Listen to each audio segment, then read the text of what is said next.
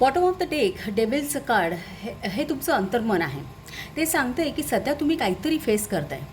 एखादी भीती असेल, नकारात्मकता असेल, ॲडिक्शन, टेम्पटेशन, अल्कोहोलिझम, ड्रग्ज, वाईट संबंध, चुकीच्या सवयी, ओव्हर अटॅचमेंट असेल, अधिभौतिकता म्हणता येईल त्याला, दीर्घ आजारपण असू शकतो, उधळेपणा, सत्तेचा वाईट वापर, निराशा, काहीही असू शकतं.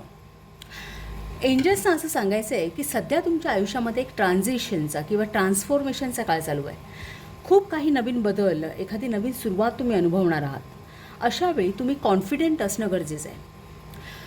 तुमच्या ध्येयाला चिकटून राहणं गरजेचं आहे. परिस्थिती आपल्याला कितीही प्रलोभनं देत असली तरी त्याकडे एक डोळेझाक करून विचारांची खुणगाट बांधता येणं हे तुम्हाला यायला हवं.